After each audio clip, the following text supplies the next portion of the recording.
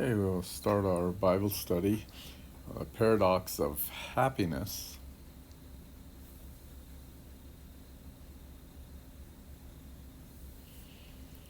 The Paradox of Happiness, finding true joy in a world of counterfeits. This lecture again is an original. It's coming from the book, The Paradox of Happiness. If you have the opportunity to pick the book up and read it, I think you will truly be blessed by it. Part 3 is the rhythm of the liberated life. Chapter 6, Opening Up to Life, Part 2.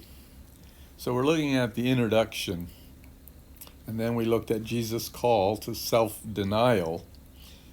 Self-denial as proper expression of the self is where we're starting today. So it's a proper expression. So we want to underline and think about the proper way that we express ourselves.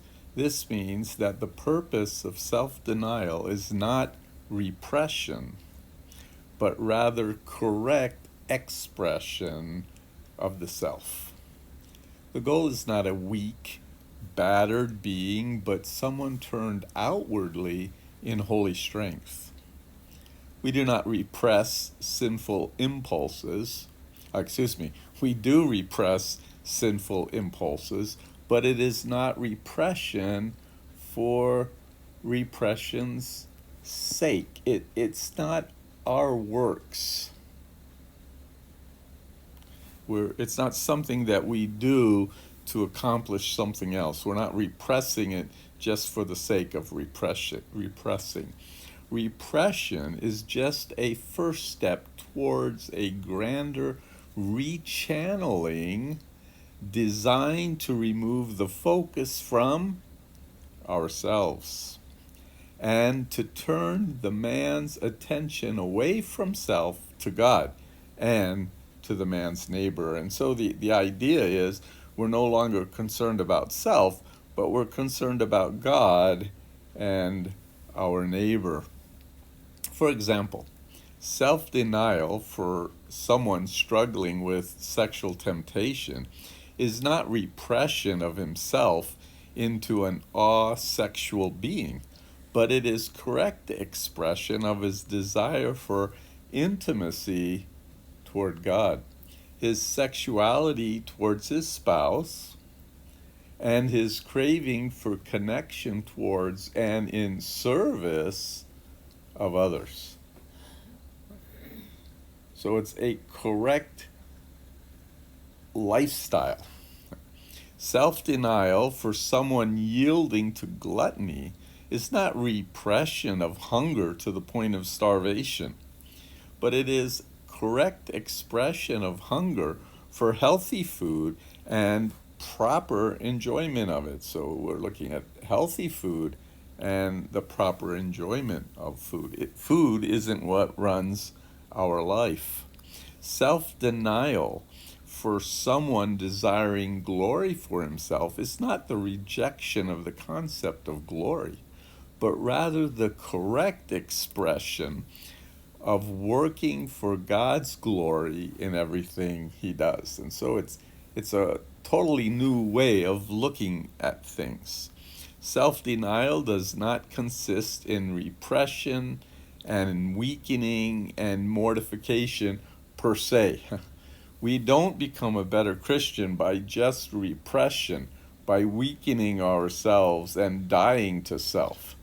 There's something else that must be added, that must come out of that. Its final purpose is a reorientation of the self. Be not conformed to this world, but be transformed. So it's a reorientation of ourselves. John Stott puts it this way: true self-denial, that is, denial of our fallen self, is not the road to self-destruction, but the road to self-discovery. It's a way to develop our relationship to God and bring purpose to life. It is the attitude that strengthens our bent souls away from ourselves, self-centered,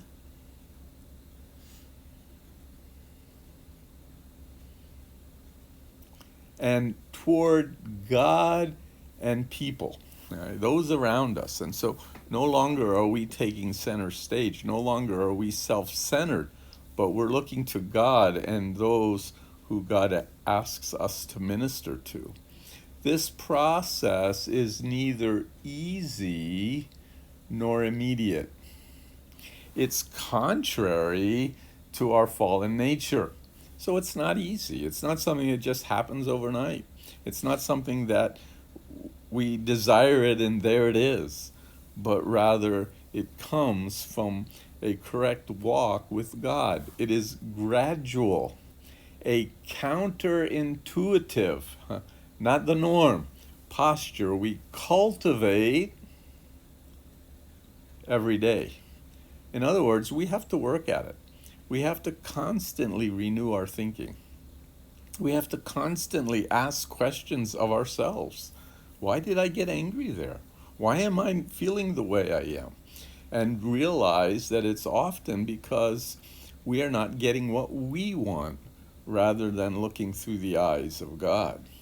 It involves discomfort similar to the practice of physiotherapy. Those of you who have ever hurt part of your body and had to go to therapy, you know that therapy can be very painful. It's only bit by bit that we're able to move an arm that was previously immobile.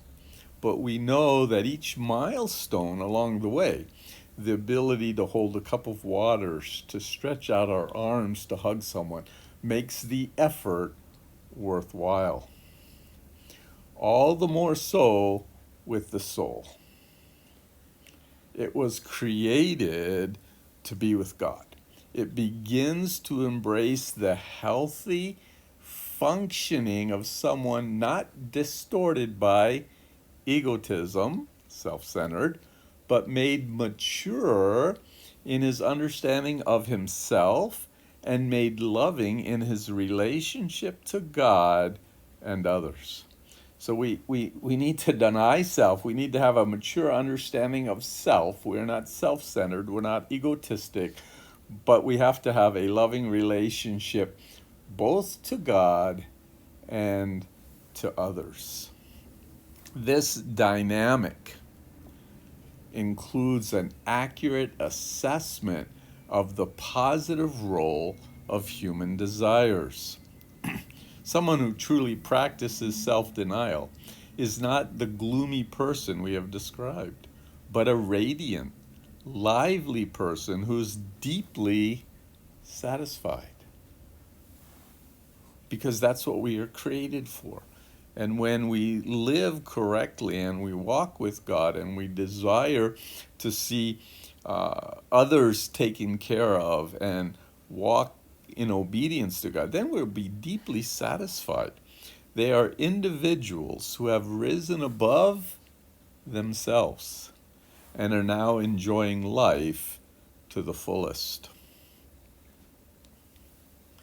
And the satisfactions of self-centeredness pales in comparison. C.S. Lewis put it this way: we are half-hearted creatures, fooling about with drink and sex and ambition when infinite joy is offered us, like an ignorant child who wants to go on playing out in the mud, making mud pies, because he cannot imagine what is meant by the offer of a holiday at sea. We are far too easily pleased in our self-centered life. We need to realize that there is much more to life than that self-centered idea. The problem is not desire per se, like in the Stoic or the Buddhist perspective, as if desires were something bad. No, they are a wonderful gift from God to propel us outward and to make us interested in the reality around us. Outward, not self-centered. It is difficult to imagine how even more self absorbed we would be were it not for these impulses that attract us to things and people other than ourselves. And the reason those impulses are there is because that's the way we were made. We were made to worship God, to serve Him, and to reach out and help others. The question is rather what our desires are directed to. The process of sanctification is not one of repression, but one of reorientation of desires.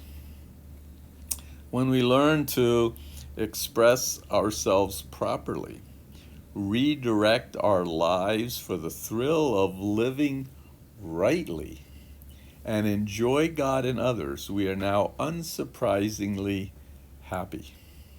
There is joy. And it's amazing what can bring us joy when we're walking with God the way that we should be. We obey the nature of desiring, we are propelled outwardly. The nature, when we obey this, the nature of desiring is that which we were created for. And we look outward, not inward. We engage with life around us.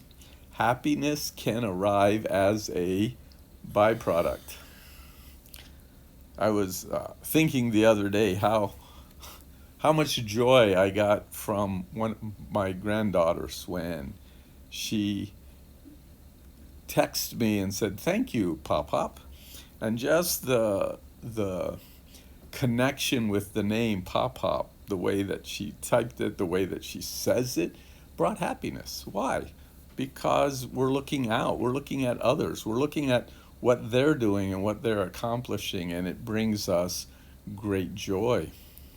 Self-denial is the door to proper love of self. I know I can remember back in the 70s and the 80s, there was a teaching going around, because we're to love others as we love ourselves, first we needed to learn to love ourselves. And that's not proper, that's not true, that's never taught in Scripture. The reason it says to love others as you love yourself is because we just naturally love ourselves. We just naturally fulfill the desires that we have. And so we want to look at a proper love of self. Self-denial is an ugly sounding word, but it names the attitude by which we come to live rightly, healthily, and happily. When we deny self properly, we will come to live rightly, healthily, and happily. It is an opening outward, again, not inward, not self-centered, but outward towards other and towards God, an exit from the suffocating prison of self-centeredness.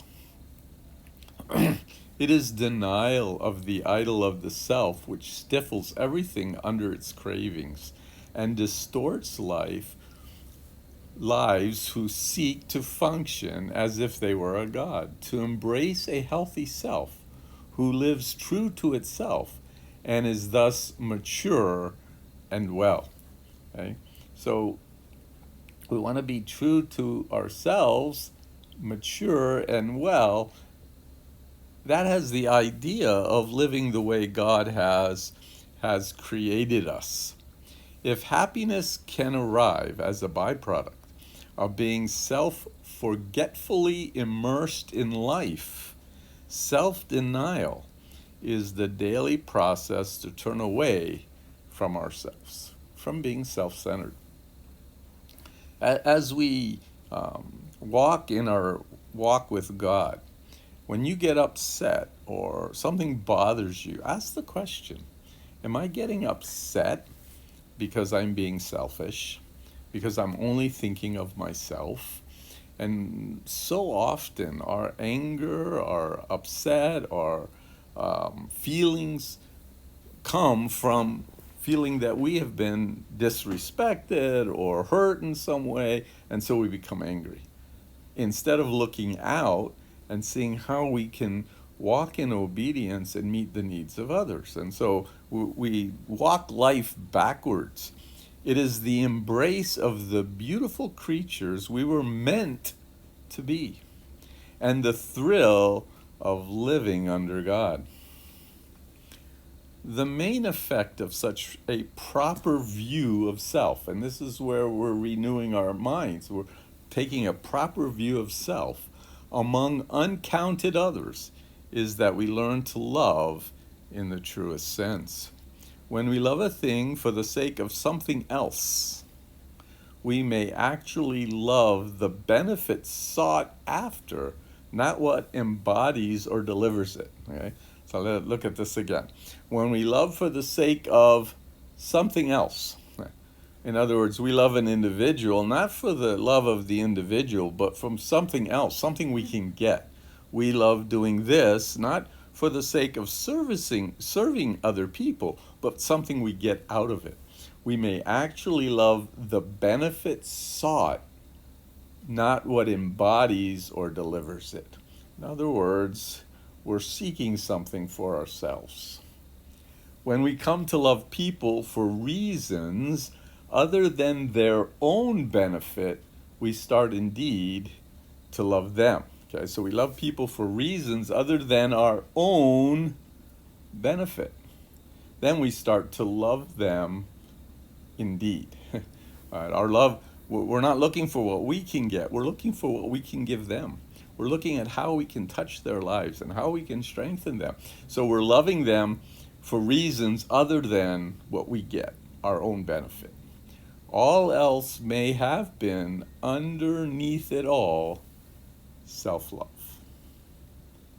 We're looking for it for our own benefit. And so often, if we would just stop and examine what we're doing and how we're doing it, we'll see that really we're looking for what we can get. Instead of loving others as ourselves, we love ourselves in our love of others. Okay? Instead of loving others as ourselves, we love ourselves in our love of others.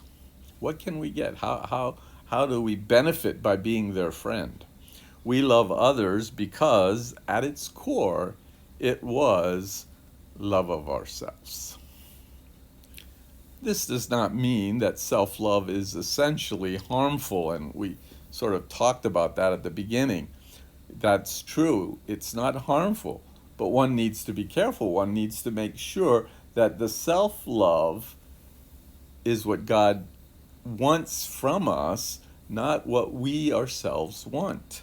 On the contrary, self-love is good and holy because it is love of something valuable created by God.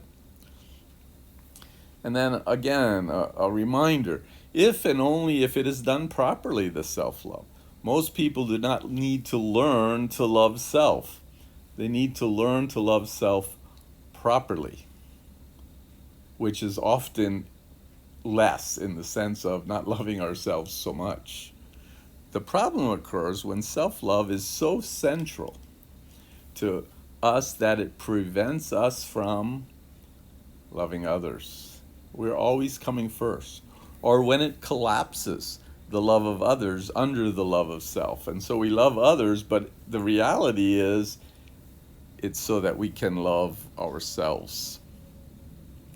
It becomes our functional God and distorts our relationship with everything else. But when God is the foundation of our existence and the basis for our loving, and when we love the self for God's sake, self-love can be proper and valid. So it's the foundation of our existence. It's the basis for our loving. If God is the foundation, if God is the basis, right? The foundation, the basis, when we love self for God's sake, self-love can be proper and valid. We come to value the self not as the absolute reality we live for, but as a worthy creature designed by God. Not only designed by God, but when we fell into sin, when Adam and Eve fell into sin, God sent his only son to die for us. We're designed by God and we're redeemed by God. We're his worthy creature, but only because of his work. Self-love is valid when its gravitational logic is reversed, when it is part of our love of God, right? When we put God first.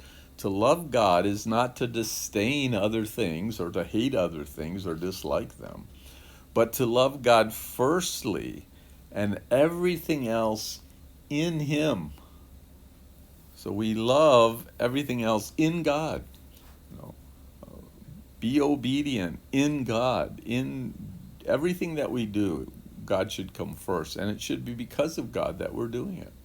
Thus, self-denial, in another paradox, produces mature self-love. Wholesome self-love is to love God more than self. Okay? Bernard says, explaining that self-love that is true to itself, that seeks the highest good possible to the self, seeks what is most rewarding, and so loves God above oneself. Okay? That's wholesome self-love. It's to love God above ourselves. It is love that acknowledges that there is nothing more delightful to us than to savor in God's presence. He alone knows how to love himself, who loves God. Self-love can do no more than seek earnestly to enjoy the supreme and true good, because we realize our relationship with God. When we grasp the extent of pleasures that self-denial grant us, adoration, benevolence, serenity, hope, we see that it is the attitude most advantageous to us. When the incurvature of the self gradually straightens up, okay, so when we no longer are being self-centered, we learn then to love God and love others. We can appreciate people for who they are without the need to absorb them into our self-relation. In other words, loving them for what we can get. Right? We appreciate people for who they are, that they're God's children. And we don't try to benefit by our relationship with them. And we can also appreciate ourselves for who we are, free from the inclination to bow to the self as if it were a god, free from the rule of the self. We grow mature, healthy, and happy. Surrendering the self. Yet we must not forget that self-denial consists in denial, nor should we hope to seek it lightly. It's not something that comes easily, but it's something that when it comes with great reward. For we who are alive are always being given over to death for Jesus' sake, wrote Paul, so that his life may also be revealed in our mortal bodies. Dietrich Bonhoeffer expressed it this way: the process of denying the good of the self with firm words. When Christ calls a man, he bids him come and die. Live for me. Right? We'll not be able to taste the pleasures of selflessness while we're still interested in those pleasures selfishly. Nor will we exercise self-denial as long as happiness is still our aim and self-service is our standard mode of operating. In other words, it's self-centered. We're always coming back to self. C.S. Lewis said it this way: only a self given to Christ will be a new self. Christ says, give me all. I don't want so much of your time and so much of your money and so much of your work. I want you. I have not come to torment your natural self, but to kill it. Right? We're to die to self, not to torment it, but to die to it. No half measures are any good. I don't want to cut a branch here and a branch there. I want the whole tree, okay? Not just part. Hand over the whole natural self, all the desires which you think innocent as well as the ones that are wicked, the whole outfit. God wants us all. And sometimes we look at that and we think about it and we say, well, if I give him everything, I won't enjoy life. Life will be miserable. I'll have to live correctly, and I can't do this and I can't do that. But do you know that when we give God our all, we become happy? Even in hardship, we rejoice, because we get a special grace given by God that the man who hasn't given himself totally to God can never understand. I will give you a new self instead. In fact, I will give you myself. My own shall become yours. Look for yourselves, and you will find in the long run only hatred, loneliness, despair, rage, ruin, and decay. Just look at the people in the world today that we so often are jealous of. What do they have? Nothing. Hatred, loneliness, despair, rage, ruin, decay. Look to Christ and you will find him. And with him, everything else is thrown in. Life then has true meaning. To practice self-denial and taste its delights, we strive to dethrone the self, the rethinking, the renewing, as the ultimate end of our lives. We try to gradually remove self-absorption from our thoughts, to soak our minds with the majesty of God. Just to sit and think about him and think of his amazing love and grace that he gives to us, and how he can change our lives and cause us a happiness we've never really understood. The more our love for God grows, the easier and tastier will be our love for others, and the healthier our love for ourselves. We'll no longer be self-centered. We'll have a desire to walk with God and meet others' needs. We strive to let our preoccupation with ourselves go. And in the moments when we are able to do it, when we are immersed in gratitude and adoration of God, enjoying the beauty of his presence and the sweetness of his relationship and the delight of his creation, suddenly we notice how glad we feel, how happy we are, how self-filled we are because of God filling us. Paradoxically, we lose our lives to gain life and live to the full. We lose our lives, our self-centeredness,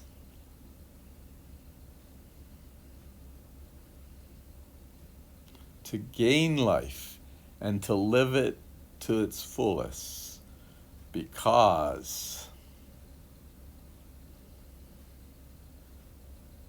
we dwell in God and he dwells in us, as 1 John tells us.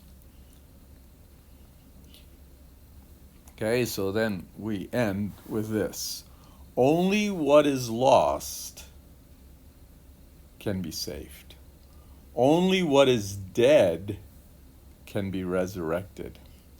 Only a forgotten happiness can arrive as a surprise. Only a forgotten happiness can arrive. We're no longer seeking happiness. We're seeking our relationship with God and our relationship with one another. And when we do that properly, we'll truly be happy. There will be a grace that we'll have in our lives that no one else can truly understand because it's ours. So as we go through this week, let's live such a life so that we can reorient our thinking, right?